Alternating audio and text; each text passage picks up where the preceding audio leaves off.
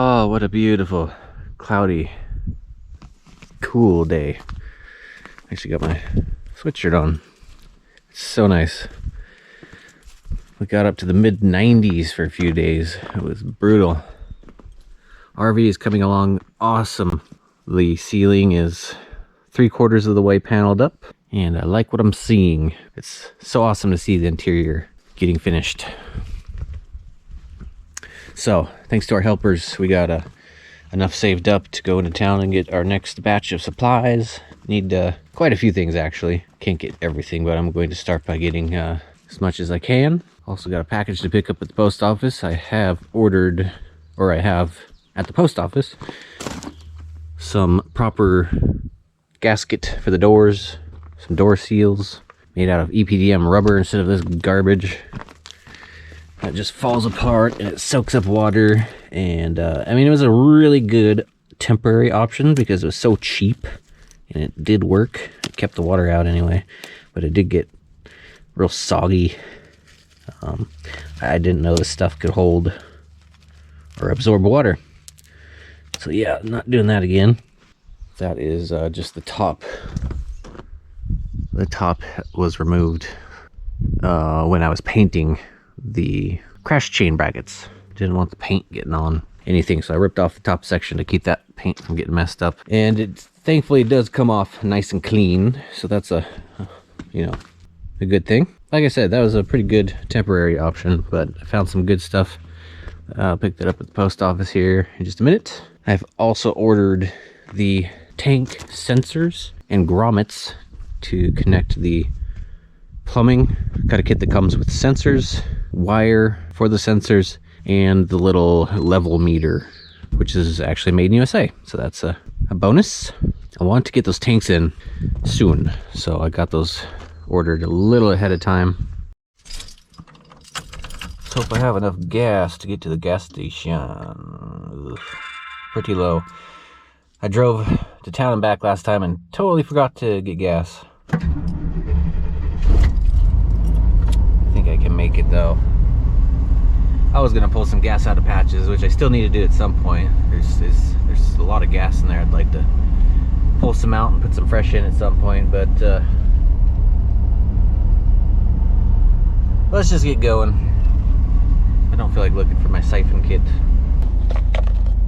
Need a few more boxes of these and a whole bunch more of these flat washers to start. I'll get some other things as well.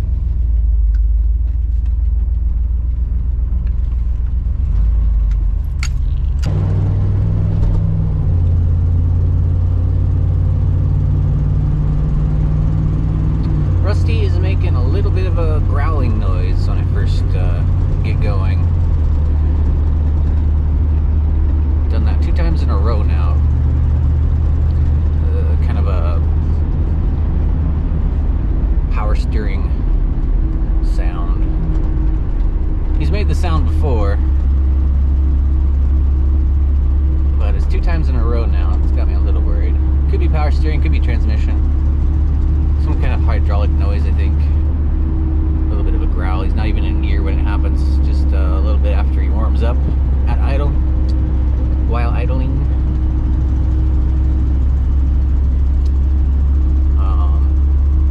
I'll be sure to check my transmission fluid when I stop here soon. Make sure I haven't leaked a bunch out. Like we got just enough gas to get to the gas station. Yeah, I might actually sell Rusty at some point. I'm gonna make sure he gets everything I need for the RV, all the big stuff. And also I need him to move me back into my storage unit. Well, I need to upgrade to a bigger storage unit again. I downsized and brought some stuff here with me to help save me on money, but now I need to increase. I need to get a bigger storage unit and get my stuff out of here. So he'll be here for a while longer, but I think I might actually sell him. There's just too much to do on the RV. Even once I get it going, once once the RV's on the road and mobile, there's still going to be a lot that needs to get done. And I don't want to tow this truck everywhere I go. I don't know how soon I'm going to get property, so it's either tow them everywhere I go or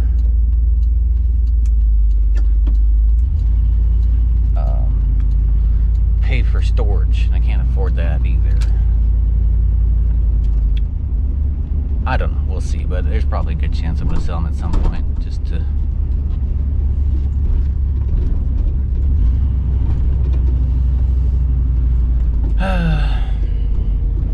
just can't afford it. Too much to worry about.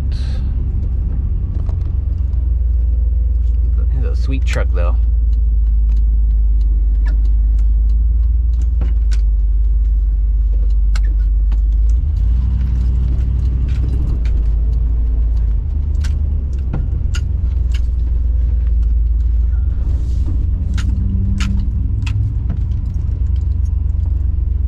Get some gas, grab my package, and get on the way.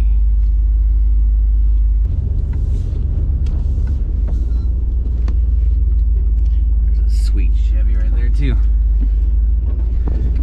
That one's looking good. Alright, picked up that door seal.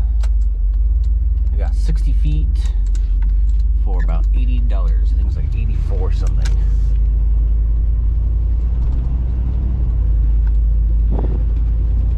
Also checked transmission fluid, and that looks good.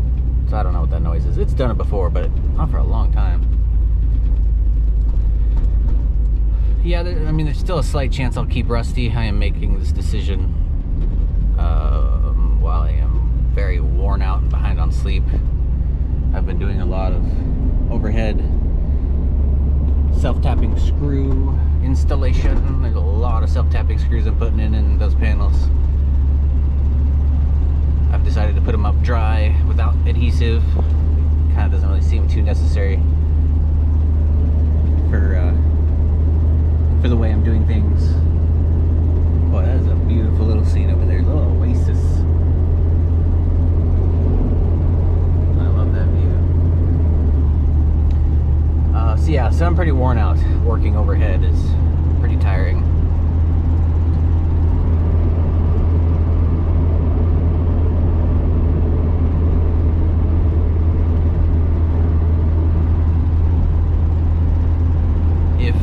Storage is only like 50 bucks a month. I might just keep Rusty stored for a little while until I have a shop, a place to work on them.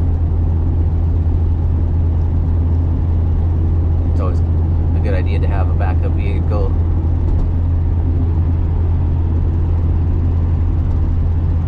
But yeah, I don't know, we'll see.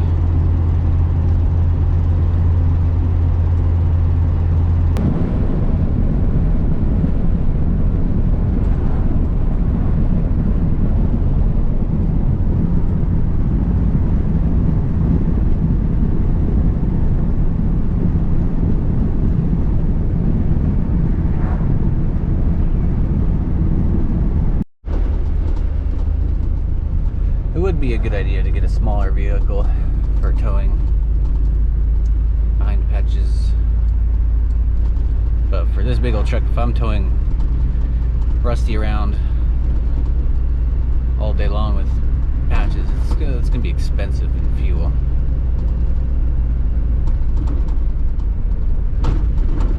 And I really don't want to put that much wear and tear on Rusty.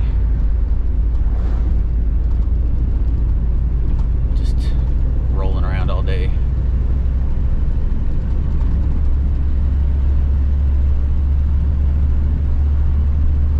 I don't know, we'll see. Pretty tired, pretty worn out. Happy with the way things are going though. It's so nice to see that interior getting started.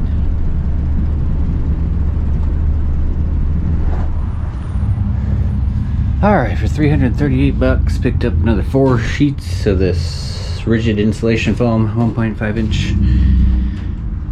4 short to complete the walls, so now we have everything for insulation. For the interior, also a couple bags of washers, like 6 boxes of self-tapping screws, 1.5 inch and 2.5 inch.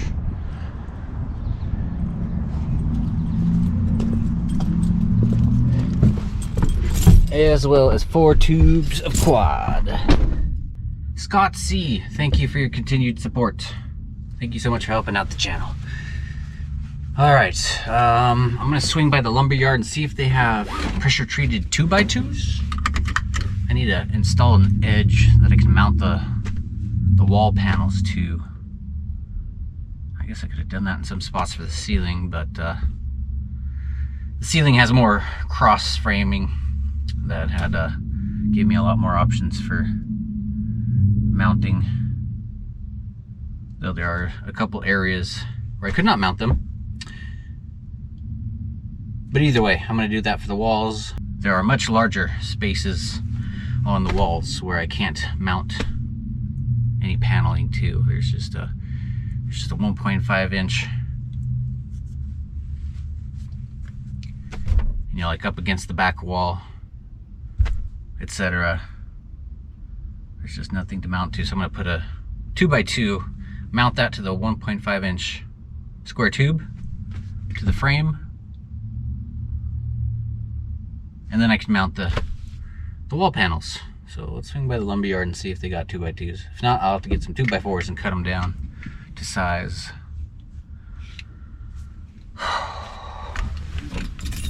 And then I'm getting the f*** out of here. I'm so tired. So very tired.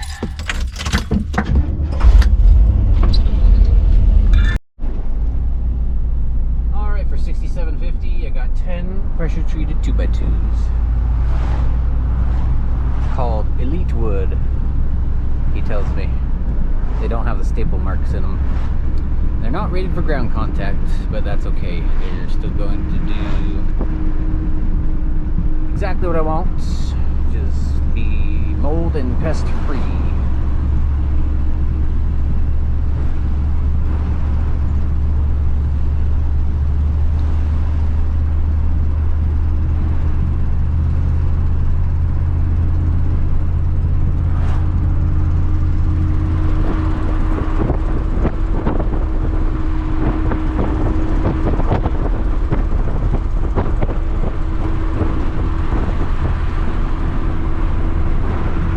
Loving this cloudy, cool weather day.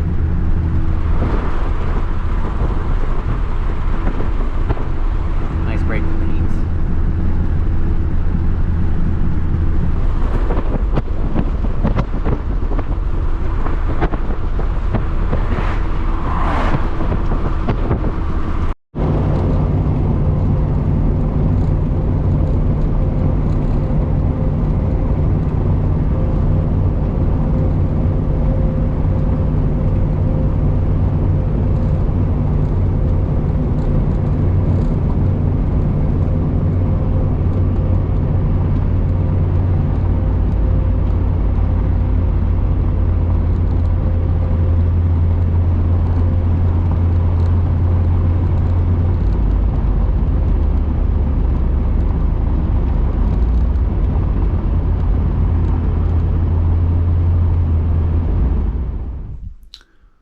Alright, we're set up to get quite a bit of that interior done. Still need to spend another $500 on, let's see, we got 4 sheets per side. So I need another 8 sheets of pressure treated plywood. So still got another big purchase coming up for that. But at least we can get all of the insulation installed. And some boards that I can mount the plywood to when the time comes.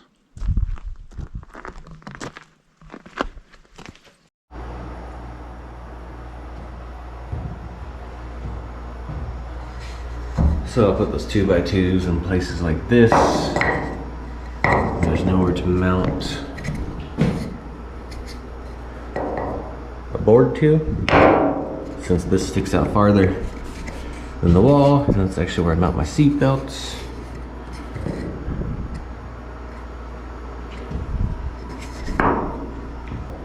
self-tap in from the side, and we'll put wood screws in through the front. And that's how I'm going to solve that little issue.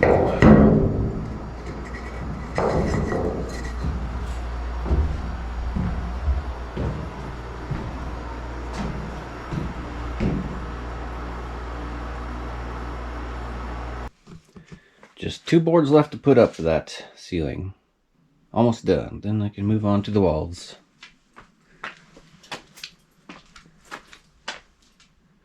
Get the insulation done anyway. Still need the boards.